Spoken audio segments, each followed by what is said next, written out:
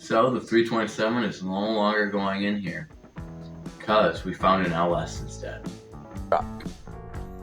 So thank you, Vince, for letting me use the engine and wiring harness that I need for the motor for the V drive. So I'm going to take you through the story of the truck and how I ended up with it. Starting with the last time Vince drove it, he went and filled up with gas down yonder, and on the way back to his house, the transmission went out of it. And that was 6 years ago. Then somewhere along the line of 6 years, I don't know, a year ago or maybe 2 years ago from right now, he was going out and starting it every year. Well, a year ago or 2 years ago, he went out to start it, and it ran absolutely horribly. It was missing and, wasn't running good. Well, then, I'm looking for a motor for my V drive, and he decided to let me use it, which, thank you. Well, it wasn't running good, so when we went out there to load it up, once we got it started, we let it idle there, even though it wasn't, running well. We just let it idle. And from about the time, when we got out there and we let it idle, we decided to try and put it in drive, because Vince did say every now and then when it's been sitting for a while, when you put it into gear for the first time, it will catch whatever gear you put it in. But after that, it won't do nothing. Sometimes it will come out of gear. Well, it did go into gear first time, and we drove it halfway up the trailer.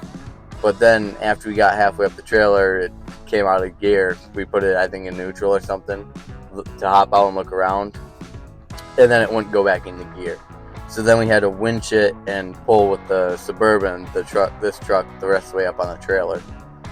Once we got the rest of the way up the trailer, we let it idle all the way into town as we drove into town, and then even in town we let it idle for a little bit.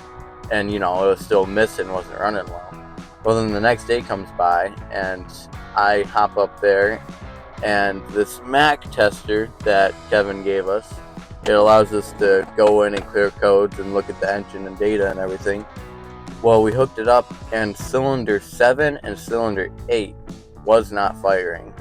But once you get past 3,500 RPMs, which, is right about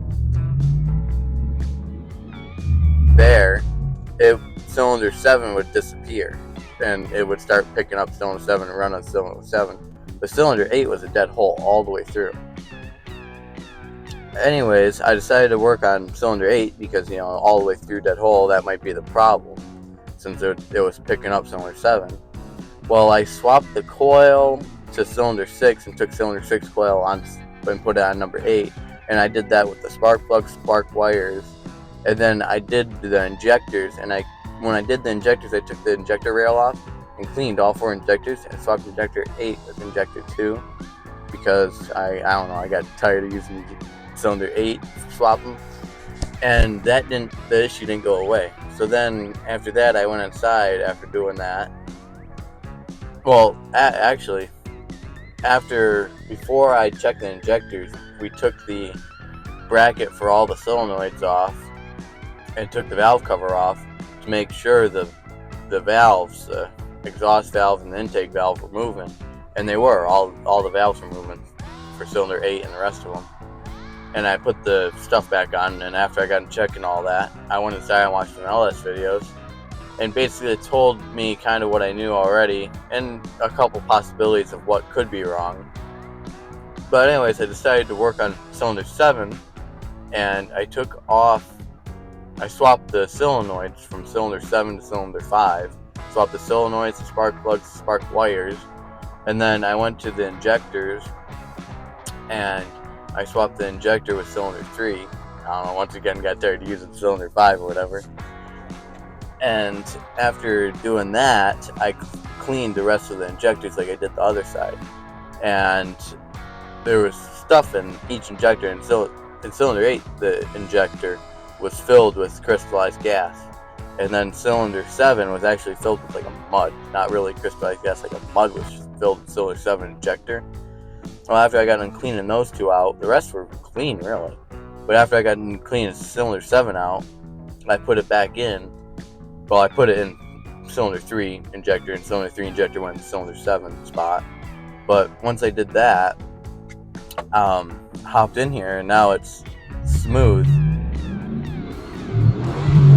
all the way up through. So now we got a good LS engine, which was good other than, injectors got plugged. But now it's a good LS engine to go in the V drive. And the reason I didn't just rip it out and decide to work on the problem later is because as long as everything's running good and great like it is right now, when I put it in the V drive, if there's a problem, we know it's a wiring issue and not the actual engine problem. Which, I mean, in theory, it was an engine problem before, but now that it's fixed, we won't have that when we put it in the V drive. We'll have a wiring issue if it doesn't run right. But if I'm really good, we won't have any issues. It'll just run. So that's what's this week. That's what's happening this week. Is the engine's coming out of here and going to be in the V drive hopefully. And that should be all. So subscribe, comment, and like our videos, and wait to see what we do with the LS engine.